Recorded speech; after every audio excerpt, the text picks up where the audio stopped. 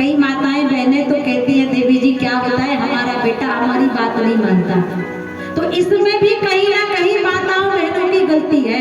कई माताएं जहाँ व्यवस्था होती है रुकने की वहां पर कई माताएं आती हैं कहती देवी जी क्या बताएं हमारा बेटा शराब पीता है, सिगरेट पीता है। तो इसमें भी कहीं ना कहीं माताओं की गलती है। अब आप लोग माताओं की किससे गलती ध्यान देना। बेटा जब जन्म लेता है ना तो जन्म के तुरंत बाद मेरी माताएं बहनें उसे बोतल में दूध पिलाना चालू करते हैं। अरे जब छोटा रहेगा तो बोतल में दूध पिएगा। अब जब तक छोटा रहा तो बोतल में दूध पिया, थोड़ा बड़ा हुआ तो Pepsi Coca Cola Thums Up की बोतल पिया, क्योंकि वो सोच रहा है कि बचपन से मेरी माँ ने मुझे बोतल पिलाई तो बोतल इज द बेस्ट, बोतल अच्छी चीज है। तो जब बचपन रहा तो दूध पिया बोतल, अब बड़ा हुआ थोड़ा तो पेप्सी पिया, कोको कोला की बोतल पिया, और थोड़ा बड़ा हुआ 18 प्लस हुआ तो फिर 100 रस की बोतल पिया। और जब उस बोतल को पीता है ना तो किडनी फेल हो जाती है, लीवर डैमेज हो जाता है, फेफड़े सड़ जाते हैं, गल जाते हैं। तो लास्ट स्टेज पर रांची के सिटी हॉस्पिटल में ग्लूकोज की बोतल पीते पीते राम तो मेरी प्यारी माताओं कभी अपने बच्चों को बोतल से दूध मत पिलाना। और जब माताएं बहनें गर्भावस्था में रहे ना तो माताओं बहनों को रामचरितमानस की कथा पढ़नी चाहिए, सुननी चाहिए, और भगवत गीता पढ़नी चाहिए, भजन करना चाहिए, अच्छा अच्छा काम करना चाहिए। कई माताएं कहती हमें बेटा राम जैसा चाहिए। अगर बेटा राम और श्याम जैसा चाहिए माताओं तो पहले आपको कौशल्या और यशोदा बनना पड़ेगा। जब आप ही कौशल्या बन जाओगी तो फिर राम जी को आने में देरी नहीं लगे। लेकिन आजकल कलयुग का प्रभाव मैंने देखा है, जब माताएं बहनें अधिकतर गर्भावस्था में रहती है तो आजकल की माताएं बहनें टीवी देखती हैं। वो टीवी में क्या देखती है बोले पिक्चर। वो पिक्चर कौन सी बोले फटा पोस्टर निकला हीरो। तो आपकी औलाद फिर राम जैसी होगी कि कादर खान जैसी होगी। इसलिए अगर औलाद आपको अच्छी चाहिए तो जब गर्भावस्था में रहे तो भजन करें, भगवान का गुणगान करें। आज राजा दशरथ इतने दुखी हो गए और कहते हैं जब जीवन के सारे संसार के जब रास्ते बंद हो जाएं तो एक दरबार जो है वो हमेशा खुला रहता है, और वह दरबार है मेरे सदगुरुदेव भगवान की। राजा दशरथ को जब कुछ समझ में नहीं आया तो गुरु रह गया तुरंत मही पाला, चरण लागी कर विनय विशाला, चरण लागी कर विनय विशाला। लेकिन जब महाराज दशरथ गए ना गुरुदेव को प्रणाम किया, लेकिन केवल दुख नहीं बताया, सुख भी बताया। निज सुख दुख सब गुरु ही सुनायो, सारा वृतांत बता दिया। महाराज सदगुरु वही है जो अपने शिष्य को अंधकार से प्रकाश की ओर ले जाए। गुरु और शिष्य का नाता कैसा होना चाहिए बोले शिष्य को यह चाहिए, शिष्य को यह चाहिए कि गुरु को सर्वस्व दे, गुरु ऐसा चाहिए जो शिष्यन से नहीं ले।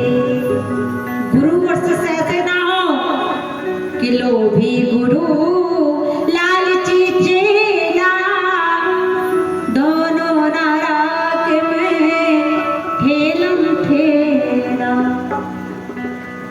गुरु और शिष्य आज महाराज दशरथ वशिष्ठ जैसे होने चाहिए। महाराज वशिष्ठ ने कहा महाराज चिंता मत करो, आपका ये चौथा पद चल रहा है, उदाहरण बुद्धि हुई है शुद्ध चारी, लेकिन चौथे पद में क्यों होंगे बोले इसलिए क्योंकि जब आपको भक्ति का रंग चढ़ा तभी से परमात्मा की प्राप्ति हुई। तो राजा दशरथ को चौथे पद में पुत्र इसलिए प्राप्त हुए क्योंकि राजा दशरथ जब पूर्व में मनु महाराज थे तो उनको भगवान का ख्याल किस पद में आया, होई न विषय विराग भवन बसत भाव, चौथ पद हृदय बहुत दुख ला, जन्म गयो हरि। बोले जब चौथा पद आया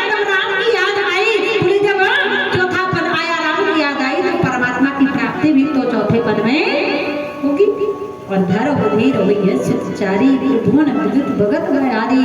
और आज बड़ा सुंदर श्रृंगी ऋषि को बुलाया, पुत्रेष्टि कामेष्टि यज्ञ कराया।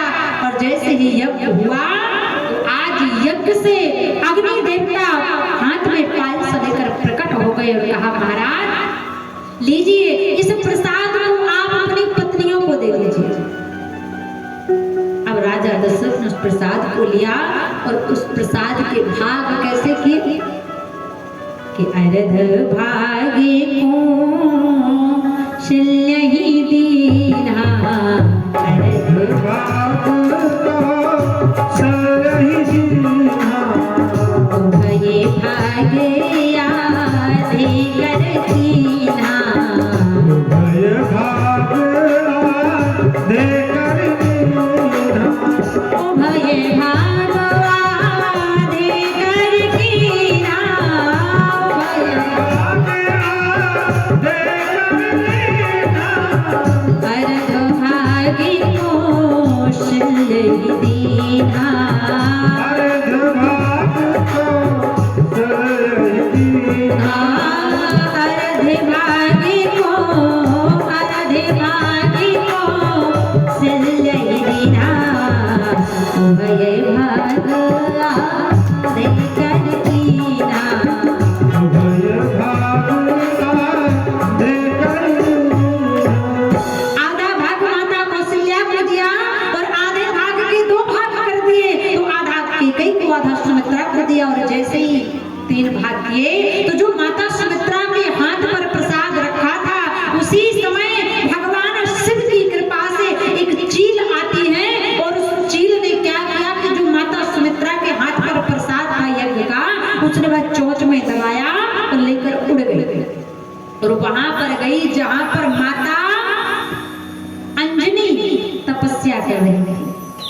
और माता अंजनी तपस्या इसलिए कर रही थी क्योंकि उनकी माता अहिल्या ने श्राप दिया था बेटा जाओ तुम्हें कुंवारे में ही पुत्र की प्राप्ति होगी। तो उस श्राप से बचने के लिए कंदरा में माता अंजनी तप कर रही थी कि मुझे यह श्राप ना लगे। लेकिन उसी समय भगवान शिव की कृपा से उस चील ने उस हव्य को लिया, उस पर्वत पर जाकर फेंक दिया और माता अंजनी ने वह प्रसाद पा लिया। और माता अंजनी गर्भवती हो गई, गर्भ अवस्था में आ गई। 9 मास पूर्ण हुए। पूर्णिमा तिथि सूर्य उदय के समय हनुमान जी महाराज का प्राकट हो गया। बोली अंजनी कुमार की जय हो, वीर बजरंगबली महाराज की जय हो। भगवान श्री राम के आदेश से हनुमान जी का भी जन्म हुआ। यहाँ पर माता सुमित्रा ने देखा कि मेरा हक, मेरा प्रसाद को चीर ले गई, लगता है मेरे भाग्य में मां बनने का सौभाग्य लिखा ही नहीं। और कहते हैं ना हमारे पास कितना भी धन हो, कितना भी दौलत हो, कितना भी ऐसे आराम का सुख सुविधा हो, लेकिन कहते हैं भेगा धनम संतति बिना। देखता है ऐसे धन को जिस धन का उपभोग करने वाली औलाद हमारे पास ना। आज माता सुमित्रा सोचने लगी लगता है मेरे भाग्य में माँ का सुख लिखा ही नहीं है। और एक स्त्री के लिए माँ से बड़ा सुख संसार में कोई दूसरा सुख। आज माता सुमित्रा के नेत्रों से शुरू निकल पड़े, हे विधाता ये तेरी कैसी करामात कि मैं माँ बनने का सुख नहीं दे पाती। उसी समय माता कौशल्या ने आधा प्रसाद का अपना भाग लिया और माता सुमित्रा के हाथ पर रख दिया। आधा माता कैकेयी ने प्रसाद किया, आधा माता कैकेयी ने भी प्रसाद सुमित्रा जी के हाथ रख दिया। तो माता सुमित्रा के भाग हो गए 2। तो आगे चलकर माता सुमित्रा को पुत्र हुए 2।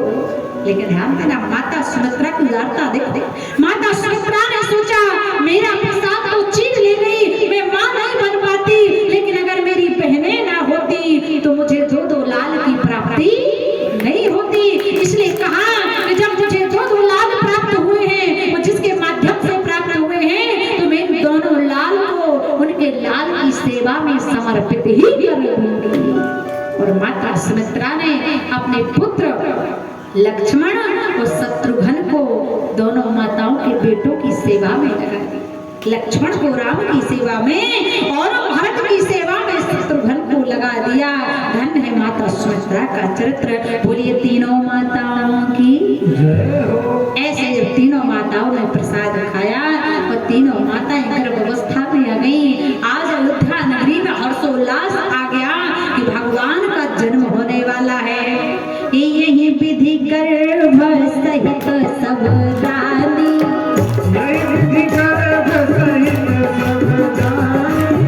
यही विधि गर्भ सहित सब रानी, यही विधि